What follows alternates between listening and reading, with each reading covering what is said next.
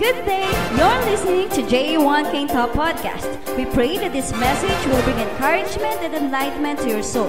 For more updates, you may visit us at J1 King Top Facebook. Here's your message for today.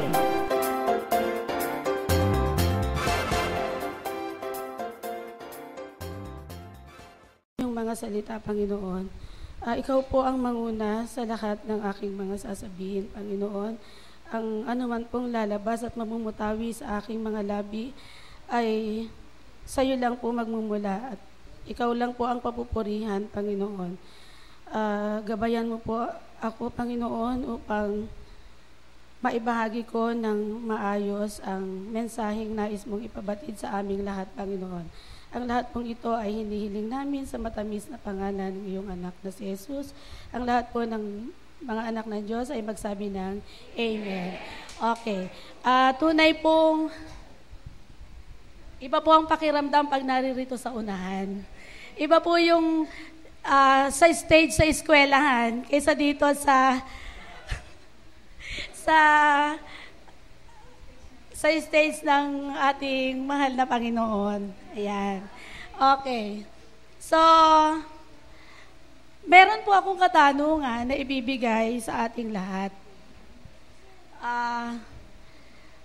Sino po ba tayo sa dalawang ito? Tayo po ba ay boss? Si bossing po ba tayo o tayo ba ay isang leader? Yan. Magkaiba po pala ang boss at saka ang leader. Okay. So ano po ba ang pagkakaiba ng dalawa? Una po, kung ikaw po ay boss, he drives employees. So, paano po ibig sabihin? Ikaw po yung mag-uutos, ikaw po yung magbibigay ng mga dapat gawin ng mga employees. Pero kung ikaw po ay leader, ikaw po ay coaches, he coaches employees. So, ibig sabihin po, kasama ka, ikaw ay magtuturo. So, tuturuan mo po yung mga empleyado. So, bilang tayo po na mga disipulo, tayo pong mga leader dito sa church, so, yun pong mga members natin, hindi po basta natin uutusan. So, tayo po mismo ang magiging ehemplo at magiging model para po makita nila na anuman po yung sabihin natin sa kanila, makita nila sa atin na ginagawa din natin, hindi lang tayo mando ng mando.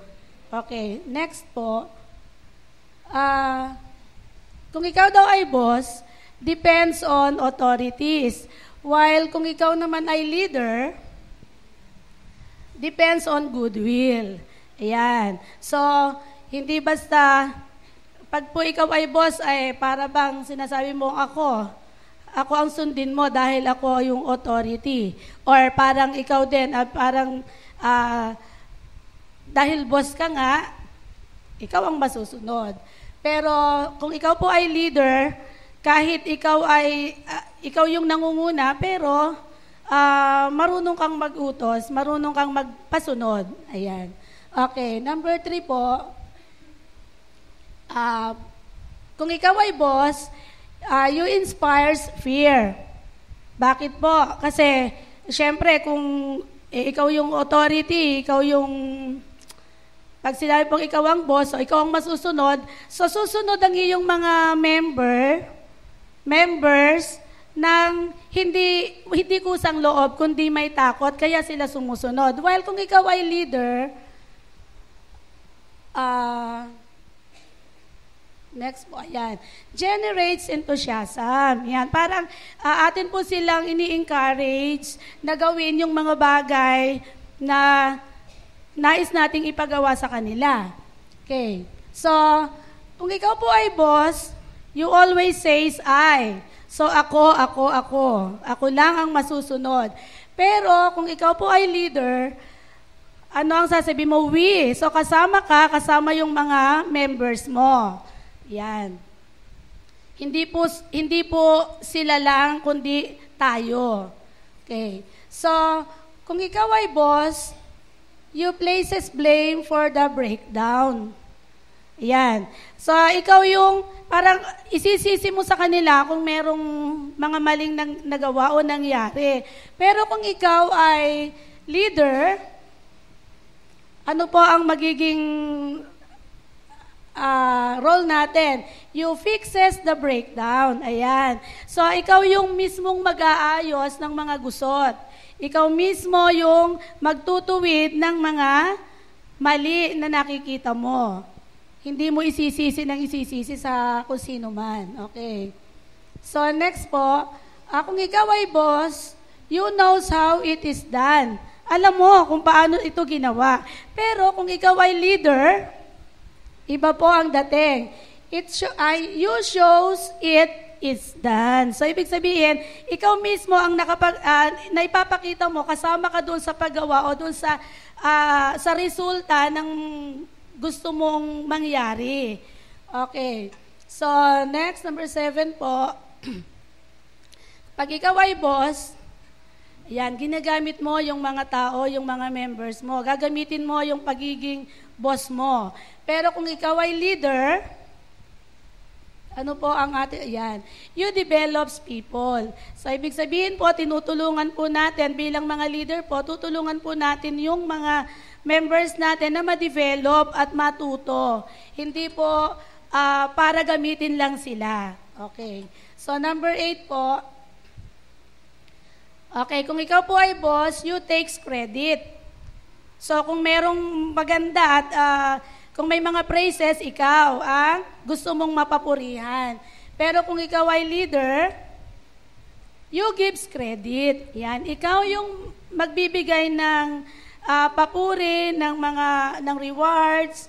Ikaw yung magbibigay ng praises sa mga members mo. Okay, at ang last po ay, kung ikaw ay boss, you commands. Pero kung ikaw ay leader, you ask. So, makikiusap ka, hindi ka mag-uutos. May number 10 pa po pala. Okay, at ang number 10 po, kung ikaw ay boss, you always says go. So, pababayaan mo po sila na humayo. No? So, basta magbibigay ka lang ng mga instruction, pero sila, bahala silang lumakad kung saan nila, kung ano yung gusto mong mangyari. Okay, pero kung ikaw po ay leader, eto po, says let's go. Ayan, so sama-sama po tayo. So yun po yung mga characteristics ng isang mabuting leader. So bilang tayo po na naglilingkod sa Panginoon, sino po ba tayo? Tayo po ba ay boss o tayo po ba ay leader? Ayan. So isang katanungan po na maya-maya lamang ay may mga ilan pong kasagutan. Yan. Okay, so ang title po ng aking message ay A Balanced Life as Church Leader. Yan. So tayo pong lahat ay church leaders. Tama po ba? Yan. Okay. So, you are very important in the daily running of your church. If you are not feeling well, either physically or emotionally, then it is likely that the church will not be at its best. So you are needed, and you need to look after yourself to be sure that you can give your most to your members, to your church. Okay, so here are some ways to help yourself.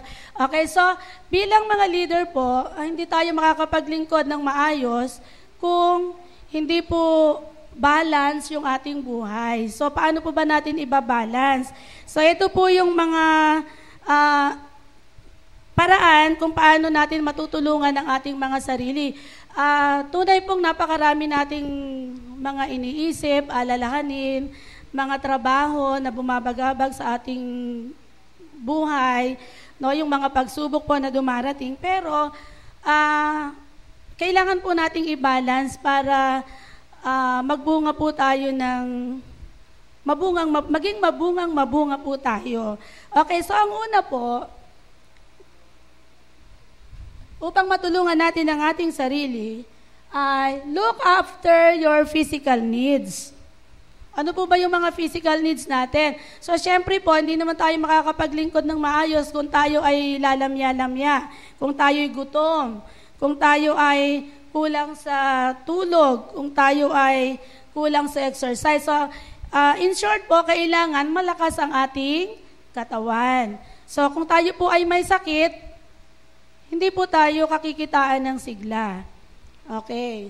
Next po. Interact and share with other leaders or preachers. Yan. So, kung tayo po ay leaders, kung tayo po ay may mga karunungan na natatago, wag po nating sarilinin.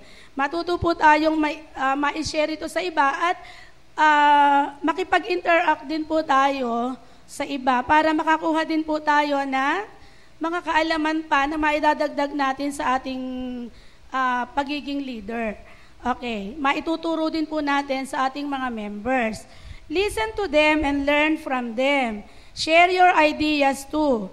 Learn to listen to other effective leaders who can give you good ideas and methods to use in your members. Yan. So, share with other leaders. Next po, interact. Take time. Ayan. So, take some time for just yourself. So, take time for rest and renewal. Paano po ba ito? So, sabi po, take some time for just yourself. Try to learn to say no when people ask you to do something that is really part of what you have planned. Kung may plano ka na, wag ka nang... So, matuto po tayo paminsan-minsang manindigan na, hindi, kailangan kong mag-church Hindi, importante, umattend tayo ng, kunwari po, umattend tayo ng, may birthday kasi.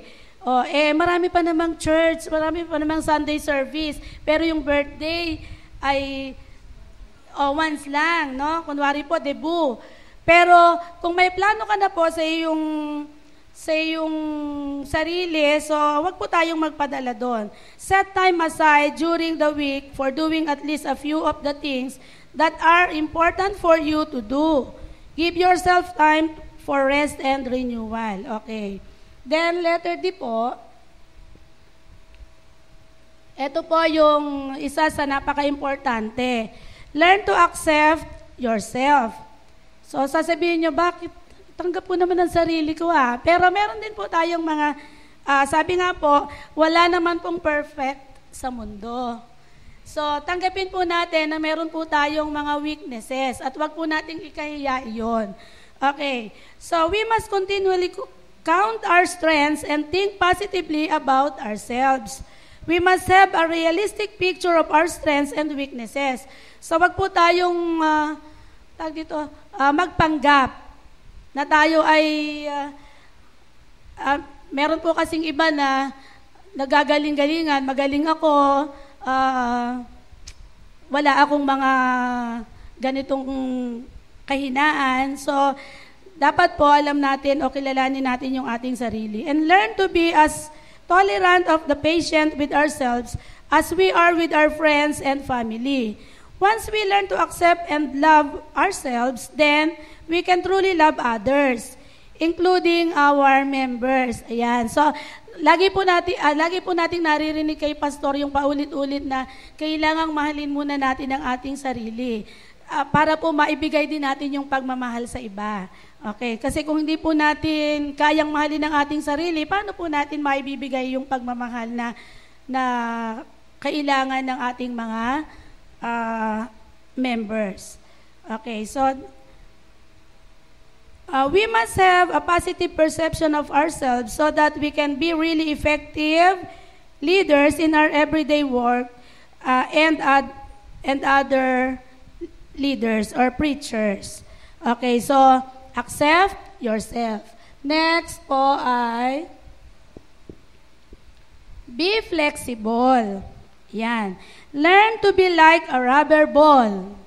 Ano ba yung katangian ng rubber ball? to bounce back from stress and problems, both at your house and in your personal life. Work to be flexible and not break. Yan. So yung rubber kasi, hindi ka agad-agad dyan nabi-break. Pero yung mga bolang, mga plastic lang, madali iyang mabasag. Okay, so see challenges as opportunities, not problems. Yan. Kasi kung minsan po tayo, kapag may dumarating na problema sa ating buhay, o yung mga pagsubok, ay talagang down na po tayo. So, atin daw po yung isipin as opportunities. Opportunities na ano po, na lalo tayong mapalapit kay God. Yan. So, consider mistakes as lessons. Wag po nating sisihin ang ating mga sarili kung tayo nagkakamali. So, atin pong isipin na ito ay aral, so hindi ko na uulitin. Okay, then, and embarrassing moments as funny. Yan. So, itawa na lang daw po natin kung tayo man ay kung minsan ay napapahiya sa mga pinagagagawa natin. So, ituring na lang natin yung joke. Yan. If you can bounce and be flexible, you will survive. Yan. So, yun po yung sabi. And letter F, have a good sense of humor and learn to laugh. Marunong po ba tayong tumawa? O plastic ang pagtawa. So, eto po. Sabi po, laughter is good for us. At sabi nga po, laughter comes from God. In Psalms 2, verse 4, in the Bible, it says, He who sits in the heavens laughs. Tama po ba? Amen po ba? Okay. So, kapag po tayo daw ay, katabi ng trono ng ating Panginoon, ay tayo ay masaya at humahalakhak sa galak, no? So, okay. So, ang sabi po, laughter is the best medicine. Even in this age of high technology and scientific breakthroughs. One person calls laughter as God's medicine. Kung mapapansin po ninyo, ayun pong mga taong palatawa, palangiti ay hindi tumatanda. Di po ba? Kaya tingnan nyo po, at tayong mga anak ng Diyos na naririto ngayon, mga leaders, puro bata. Di ba, Mama Dea? Ayan. Okay. So, si Mama Dea po ay ang buhay na patotoo, na talaga namang ang laging pagngiti at paghalakhak ay tunay na medicine. Yan. So, love himself to good health. Next po. Okay, ngayon, kung sinasabi po sa atin na tayo ay dapat lagi tayong ngumingiti, tumatawa, pero bakit po, kasi may mga several reasons daw din po kung bakit hindi tayo makahalakhak all the times. Tama po ba? Amen po ba? May mga times na tayo nakasimangot at narinig ko rin sinasabi ni Pastor, ayaw niyang nakakakita ng nakasimangot at nasisira ang kanyang araw. Okay, so kaya bilang mga disipulo, bilang mga anak ng Diyos po na naririto ngayon, bawal sumimangot. Bawal ang sad, dapat happy. Ayan, okay. So sabi ni Raisa, yan. So, dapat lagi po tayong happy. Yan. Okay. Share ko lang po saglit. Bago ko po talakayin yung some ways. Si Glenn po, nung hindi pa po yan Christian, yan po ay laging seryosong-seryoso. Kaya sabi ko, parang kasintanda na siya ng papa niya. Pero mula po nang siya ay mapunta dito, siya po ay lagi nang nakangiti. Kaya po siya ay, teenager, mukha ng teenager. Ayan. Dati po kasi mature ang mukha niya. Sabi ko, parang magkapatid lang tayo. Pero ngayon talaga naman, ang biyaya ng Lord ay nakay Glenn.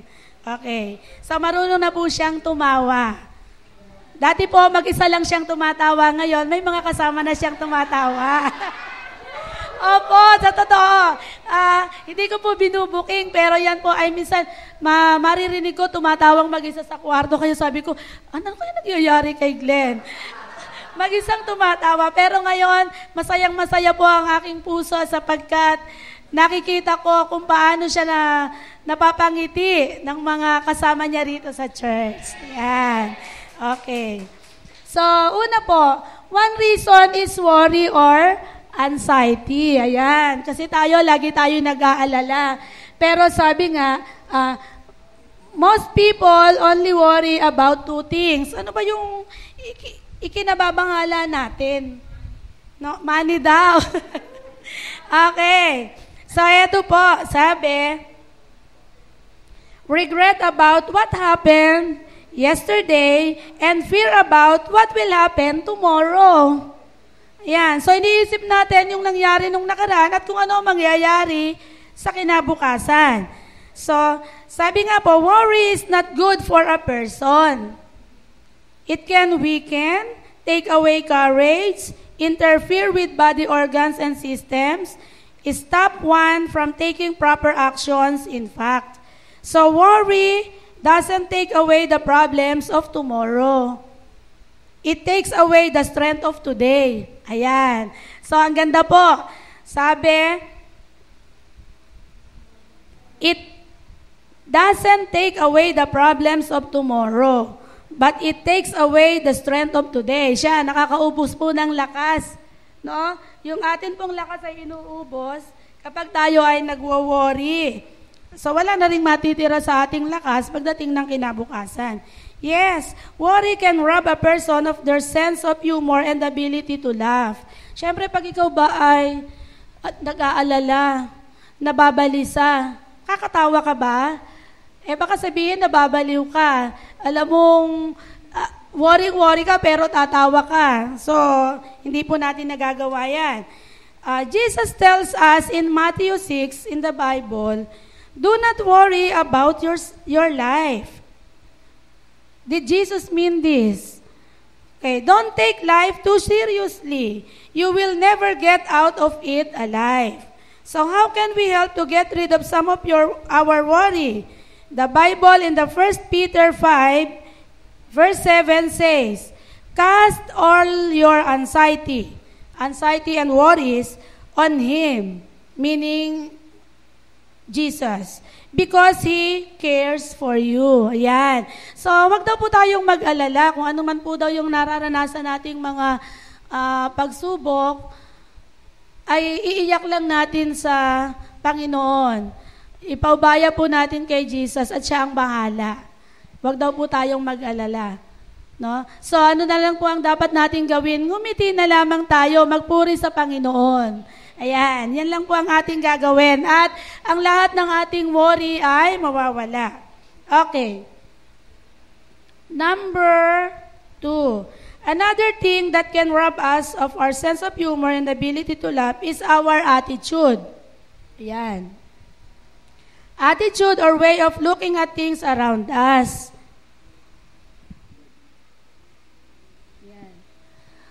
Put on your attitude as you put on your clothes. O bakit kaya ganon? So, attitudes are the views we hold in response to situations or people around us. Emotions are symptoms of our attitudes and can lead us to do or say something good or not so good. Yan. Sasabihin, ay may attitude yan. No? So, dalawa. Maganda ba ang attitude or medyo semplang ang attitude, no? Okay, so it is very important for us to put on positive attitudes.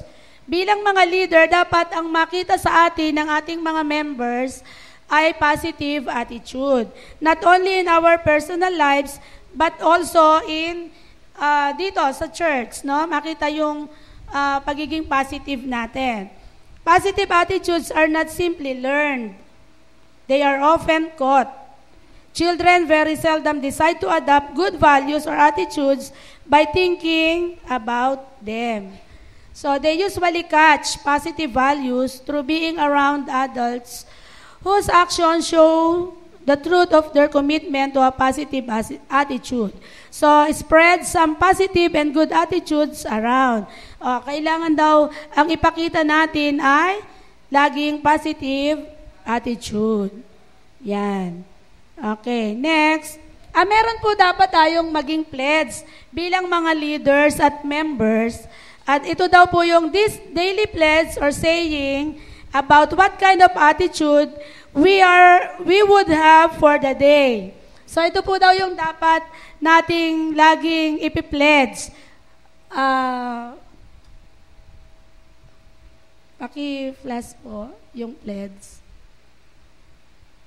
Nawala. Wala? Okay, so ito po.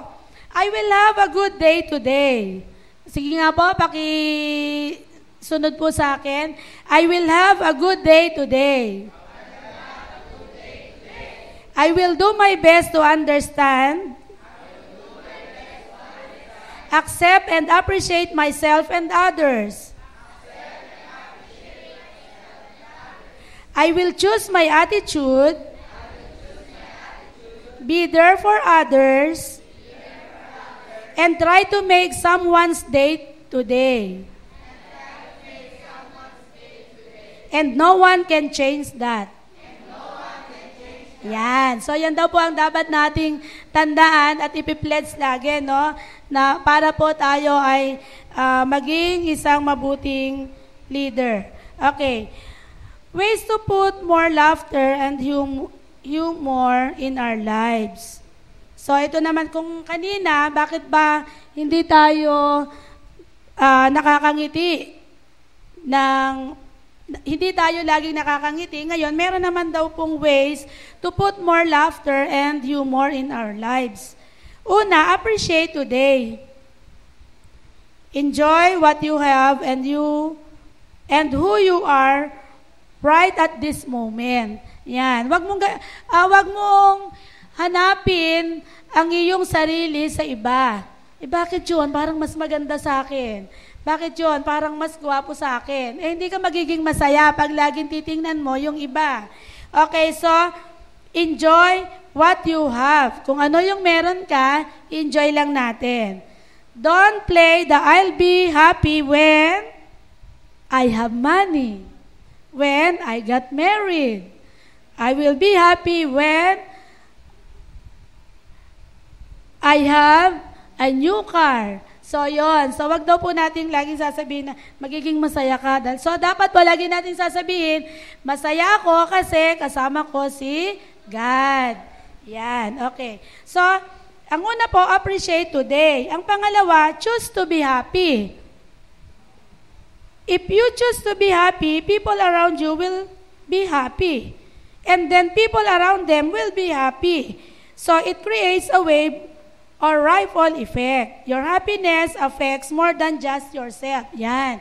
So kapag daw tayo ay masaya, yung katabi mo magiging masaya. At then yung makatabi niya, so parang chain, ano? So lahat magiging masaya. Okay, so lahat po ba tayo masaya? Amen. Yan. Okay, so eto, napakalaking biyaya. Your happiness affects more than just yourself. So hindi lang ikaw yung nabibiyayaan, kundi pati yung mga taong nasa paligid mo, kapag nakita kang masaya, nagiging masaya na rin sila. So, minsan po naririnig ko dun sa aking mga co-teachers, pag Monday po, meron kaming flag ceremony. So, syempre, malaki po yung eskwela namin sa Rizal High School. Sa Oval po kami nagpa-flag ceremony. So, ilang sections po yung magkakasama ngayon. Mga teachers po, halos hindi na magkakakilala. Yung magkaka-department lang ang magkakakilala halos. Pero, sabi nung isang co-teacher ko, patabi nga sa anak ng Diyos. So, parang ang saya-saya ko, wow, anak ako ng Diyos. Sabi ko, bakit naman? Sabi niya, kasi lagi kang nakangiti, nakakahawa ang ngiti mo, pantanggal ng stress. Okay, so, Yun ay sa kanila nang galing na isi-share ko lang. Nung una pa lang akong uma-attend dito, parang sa akin, kayabangan yon. Pero ngayon, sabi nga ni Sister Dea, yun ay para sa ikapupuri ng Panginoon.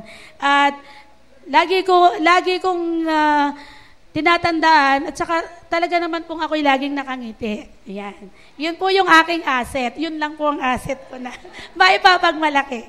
Yan. Yan. Okay. Then number 3 po, look for humor in everyday living. Humor is all around. Kaya ako din po, blessed na blessed ako pag nakikita ko rin si Eugene. Yan, oo. Kasi at saka si Pastor Otep kasi sabi nga parang may tanong nga po si Kenzie, yung anak ni Rosie. Sabi po ni Kenzie, paano kaya pag nalulungkot si Pastor Otep?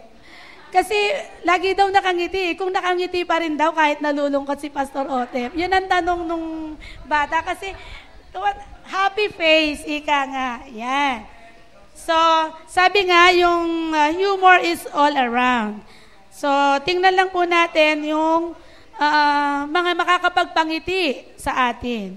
So, in closing, it is important to remember 2 things. So, 2 daw po yung ating dapat natandaan. O, yan, kita nyo. Okay, una po. Naputol. Look for humor. Laughter is a promise from God. Yan, laughter is a promise from God. In Luke 6, verse 21, Jesus assures us that blessed are you who weep now, for you will laugh. So not might, but will laugh. Always keep that promise in mind, no matter what trials or troubles you may be going through. So lagi po nating isipin at pananganan ang pangako sa atin ng Panginoon na tayo ay lagi niyang pangingitiin. Ayan. So, kaya naman, sabi nga lagi ni Sister Bibe, ay dapat mapangiti rin natin ang ating Panginoon. Okay. So, the number 2 po, a sense of humor is no joke. Having a good sense of humor is important. It is absolutely crucial for a person's health and well-being. One of the warning signs of an approaching heart attack, stroke, or nervous breakdown is the inability to laugh and see the humorous side of things. Don't feel that your work is so important that you can take time to laugh. Yan. Di ba kung minsan... Okay, kung minsan, di ba, sa dami ng trabaho natin, nakaka-stress, parang wala na tayong time para ngumiti. Pero siguro nga, isa sa natututunan ko ay sa dami ng trabaho, lahat naman din yan kailangan mong tapusin, di samahan mo na lang ng ngiti para matapos mo ng maayos yung lahat ng gawain. Ayan. Okay. Then, listen up and see the cheerful and lighter side of things at home, with friends, and especially here at church. Remember, he who laughs last. Yan, nahabad ang buhay natin pag lagi tayong nakangiti at humahalakhak. Okay, so sana po kahit papano ay may naibahagi ako sa inyo para lahat tayo ay ngumiti at mapangiti natin ang Panginoon. Okay. Maraming salamat po.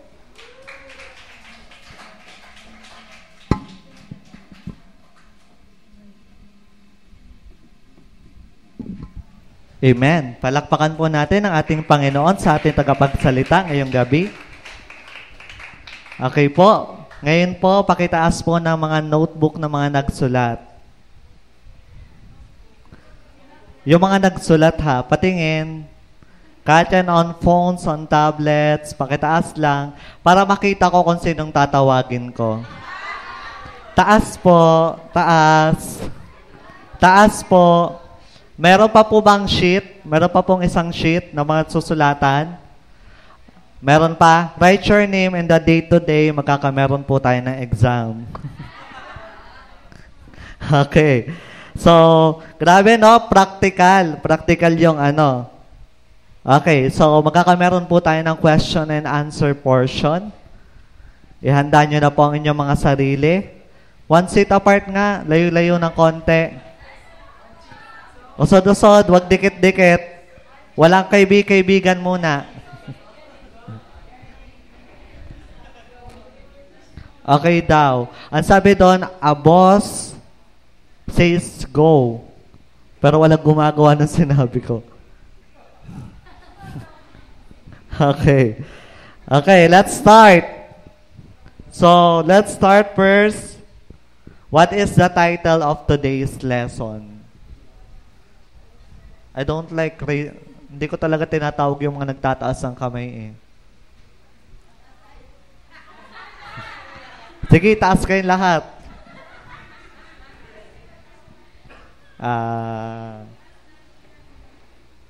Mafe.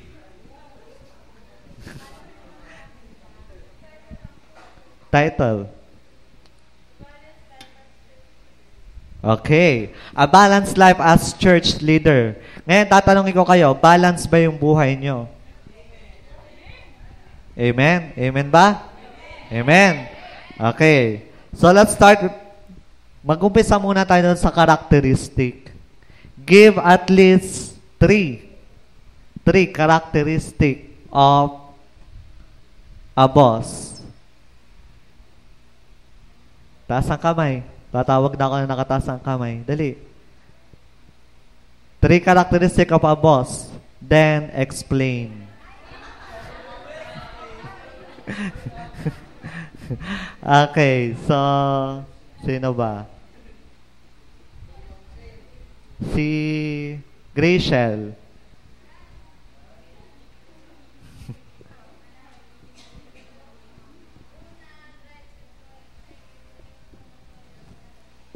Dito ka nga, hindi ko marinig.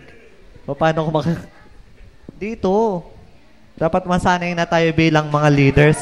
Yes! Supported talaga. Kitang-kita ang suporta.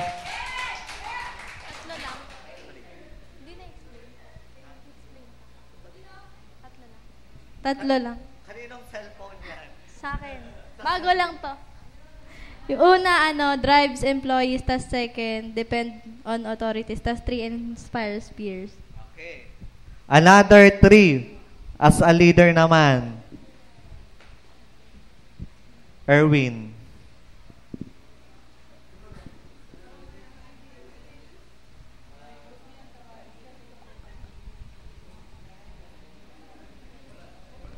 Wala.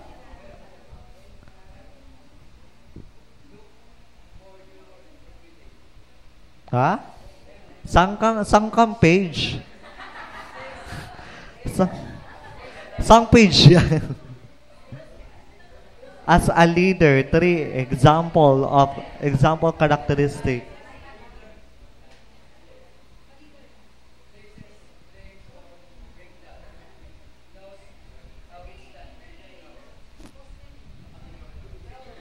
Boss yun eh. Ano ba yan?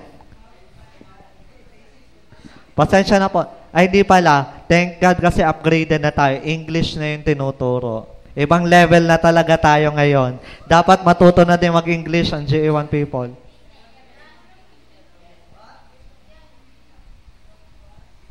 Okay. So, meron na po tayong bagong laro ngayon.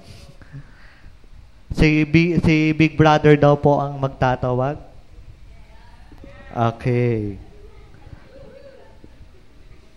Give 2 ways how to help yourself.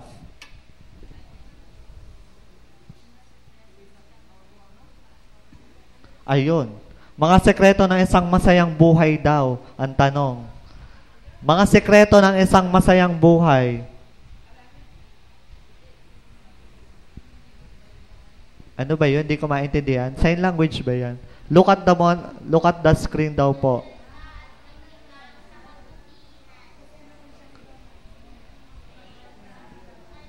Paki-announce na po sa mic, di ko maintindihan. sikreto ng masayang buhay.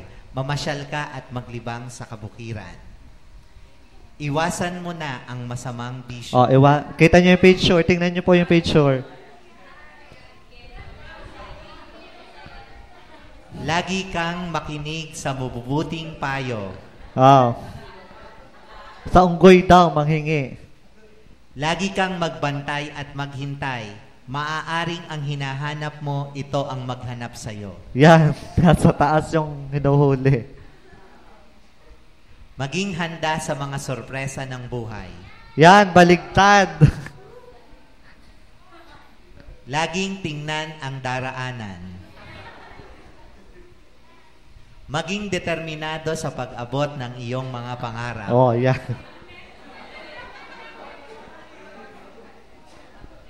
Huwag mong hayaang lituhin ka ng sitwasyon. Ah, tingnan niyo po yung stoplight. Alin ang titingnan niyo dyan? Huwag niyo daw hayaang lituhin ng sitwasyon. Huwag kang tumigil na matuto. Oh, wag daw tumigil na matuto. Tingnan ko pa paano mag-flush ang toilet. Lagi kang magsusuklay ng buhok. Lagi daw magsuklay ng buhok. At higit sa lahat,